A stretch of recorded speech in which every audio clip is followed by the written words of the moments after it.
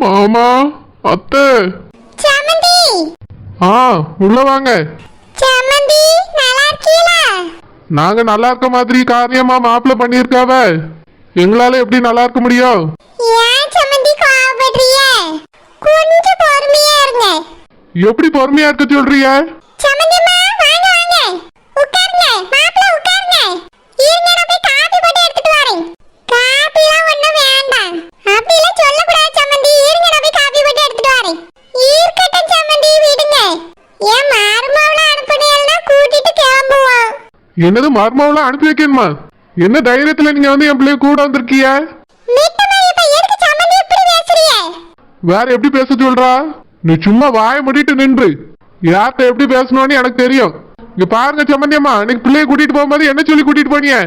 இனி மாப்பிள்ள அப்படி எல்லாம் குடிக்க மாட்டான்னு சொல்லி தானே கூட்டிட்டு போனீங்க. எங்க இருந்து ஏதோ தெரியாம குடிச்சிட்டாரு, ஃப்ரெண்டுகள் கட்டாயப்படுத்தி குடிக்க வச்சுட்டான்னு வேண்டான்னு சொன்னீங்க. ஆனா இப்ப என் பிள்ளை வந்து சொல்லியா தினமும் இவர் குடிச்சிட்டு தான் வீட்டுக்கு வராராம். குடிக்கிறது மட்டும் இல்லாம குடிச்சிட்டு வந்து வீட்டுல வாந்தி எடுக்காராம். என் பிள்ளைய அங்க வச்சு தினமும் கொடுமைப்படுத்தி இருக்கீங்க.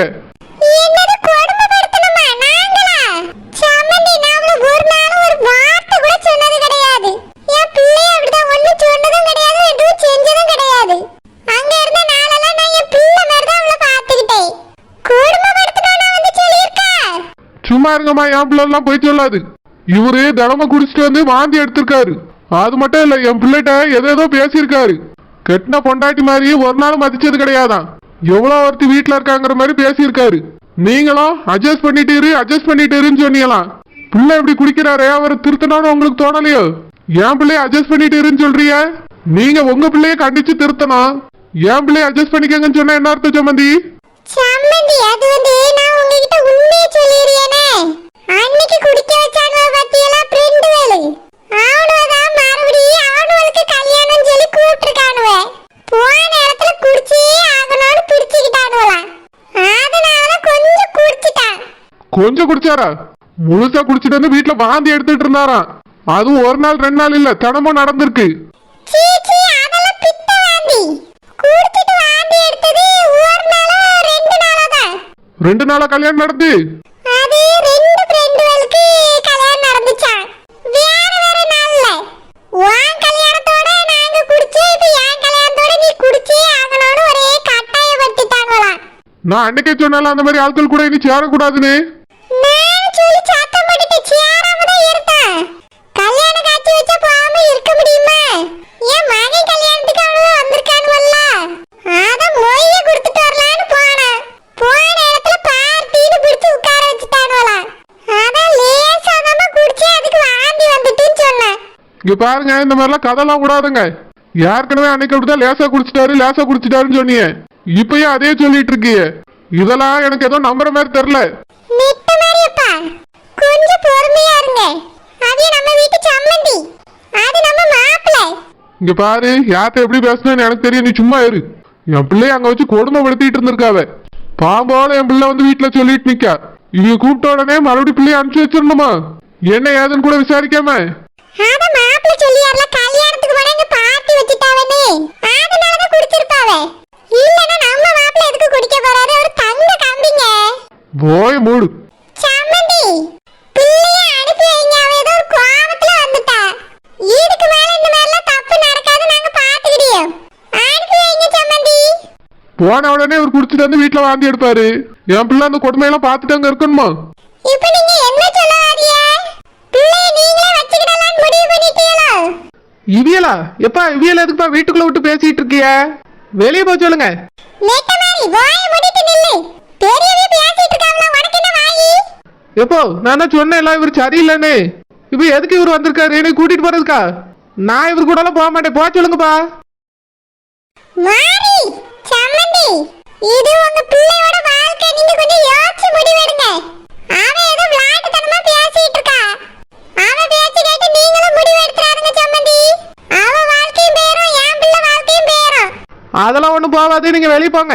மாறி, வாயை மூடிட்டு நிக்கல. என்ன பண்றேன்னு எனக்கே தெரியாது. இங்க பாருங்க சம்மந்தி, அவ இவ்வளவு பேசினதுக்கு பிறகு நான் அமைதியா நிக்கேன்னா என்ன காரணம்? என் பிள்ளை வாழ்க்கை நல்லா இருக்கணும்னு தான் நீ பேசிட்டு இருக்கே. உங்க மக வாழ்க்கை நல்லா இருக்கணும்னு நினைச்சீங்கன்னா எங்க கூட அனுப்பி விடுங்க. இதுக்கு மேல இப்படி எல்லாம் நடக்காது, நாங்க பாத்து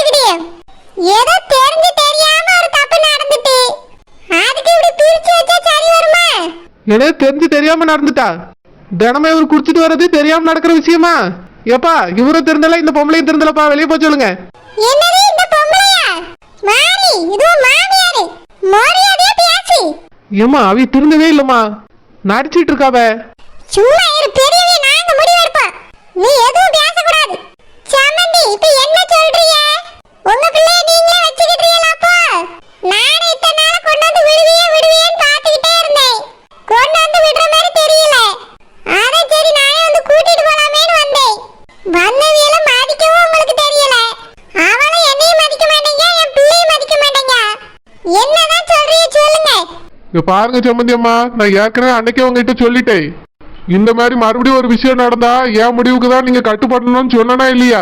சொன்னீங்க, ஆனா இதுவும் தெரியாம தானே நடந்துட்டு. என் பிள்ளையா போய் பாட்டில் வாங்கிட்டு வந்து குடிச்சா? எல்லாத்துக்கும் ஃப்ரெண்டுகள் தான் காரணம். இங்க பாருங்க சம்மந்தி அம்மா, நான் அன்னைக்கே தெளிவா உங்ககிட்ட சொல்லி தான் விட்டேன். எந்த காரணமும் எனக்கு வரக்கூடாது, மறுபடியும் மாப்பிள்ளை குடிச்சாருன்னா என் முடிவுக்கு தான் நீங்க கட்டுப்படணும்னு சொன்னா இல்லையா? சரி, இப்போ உங்க முடிவு தான் என்ன, அதை சொல்லுங்க. ரெண்டு பேரும் பிரிச்சு வைக்கணும்னு சொல்ல போறீங்களா? அதெல்லாம் இல்ல, என் பொண்ணும் மாப்பிள்ளையும் இந்த ஊர்லயே இருக்கட்டும். இந்த ஊர்லயா? எங்க ஊரை விட்டுட்டு எப்படி நாங்க இங்க வந்து இருக்க முடியும்? அந்த ஊர்ல மட்டும் என்ன உங்களுக்கு சொந்த வீடா இருக்கு? அதே மாதிரி ஒரு வீடு இந்த ஊர்ல நான் உங்களுக்கு பார்த்து தரேன். நீங்க உங்க பிள்ளை என் பிள்ளை எல்லாரும் ஒரே வீட்டுல இருங்க. ஏன் நாங்க அந்த ஊர்ல இருந்தா இப்ப என்ன பிரச்சனை சம்பந்தி? உங்க மாவளை அனுப்பி விடுங்க, இது எந்த பிரச்சனையும் வராம நான் பாத்துக்கிட்டேன். இங்க பாருங்க, ஒரு தடவை உங்களை நம்பி அனுப்பி விட்டதே போதும். என் பிள்ளை வந்து அங்க நடந்ததெல்லாம் சொல்லும் போதே எனக்கு ரத்த கண்ணீரே வந்துட்டு. அந்த அளவுக்கு அவளுக்கு அங்க கொடுமை நடந்திருக்கு. என்ன கொடுமை நடந்துட்டு நாங்க என்ன அவளை பிடிச்சு அடிக்கவா செஞ்சோம்? அடிச்சா மட்டும்தான் கொடுமை இல்லம்மா, அங்க நடந்ததை அவ சொல்லும் போதே எனக்கு கொடுமையா தான் தெரிஞ்சுது. நீங்க அந்த ஊர்ல வாடகை வீட்டுல தானே இருக்கீங்க, அதே மாதிரி ஒரு வீடை இந்த ஊர்ல பார்த்து தரேன். இங்க வந்து வீட்டுல இருங்க எல்லாரும். எங்க பிள்ளை எங்க பக்கத்துல இருந்தா எங்களுக்கும் கொஞ்சம் நிம்மதியா இருக்கும். மாப்பிள்ளை அப்பயா திருந்துறாரான்னு பாப்போம். அவன் திருந்துறதுக்கு என்ன இருக்கு? அவன் திருந்திட்டான். இனி ஃப்ரெண்டுகள் கூட எல்லாம் சேராத, கல்யாண காட்சி கூட போகாதுன்னு சொல்லியாச்சு. இனி அப்படிலாம் குடிக்க மாட்டான் சம்பந்தி. இந்த ஊர்லயே கொஞ்சம் மாசம் தங்குங்க, மாப்பிள்ளை குடிக்காரா இல்லையான்னு நான் பாத்துக்கிட்டேன். அதுக்கு பிறகு வேணா உங்க சொந்த ஊருக்கு கூட்டிட்டு போங்க. எங்க ஊரை விட்டுட்டு இங்க வந்து தங்கினா எல்லாரும் என்ன நினைப்பாவே? அதேனா உங்க சொந்த ஊரா, சொந்த வீட்லயா இருக்கீங்க? வாடகைக்கு தானே இருக்கீங்க? இங்க வந்து தங்குங்க, மாப்பிள்ளை இங்க இருந்து வேலைக்கு போக சொல்லுங்க. அவர் எப்படி இருக்காரு, எப்படி நடந்துக்கிட்டே, குடிக்காரா இல்லையான்னு நான் பார்க்கணும். அப்பதான் என் பிள்ளைய உங்க கூட நம்பி அனுப்பி வைக்க முடியும். கொஞ்ச மாசம் இந்த ஊர்லயே இருங்க. அப்படி நீங்க வந்து இருக்கதா இருந்தா என் பிள்ளைய அனுப்பி வைக்க, இல்லைன்னா என் பிள்ளைய அனுப்ப முடியாது. அவ எங்க கூடயே இருக்கட்டும். நெட்ட மாதிரி அப்ப யோசிச்சு பேசுங்க. நான் கரெக்டா தான் பேசிட்டு இருக்கேன். சம்மந்தி புரியுதா? சரி, உங்க இஷ்டம். அப்ப நாங்க வாரோம். ஆனந்தி வா போவோம். எம்மா வீட்டுக்கு போவல வா. எம்மா இந்த ஊர்லயே இருப்போம்மா. வீட்டுக்கு போய் யோசிச்சுட்டு தரம் வந்து சொல்லுவோம். இப்போதைக்கு என்னால எதுவும் சொல்ல முடியாது. வா போலாம். நெட்ட மாதிரியப்பா, நீங்க செஞ்சது ரொம்ப பெரிய தப்பு. சம்மந்தி வந்து கூப்பிட்டியாவே நீங்க அனுப்பி விட முடியாது. இங்க வந்து தங்குங்கன்னா என்ன அர்த்தம்? அவிய வருவாங்களோ? அவிய பையனை பெத்தவிய.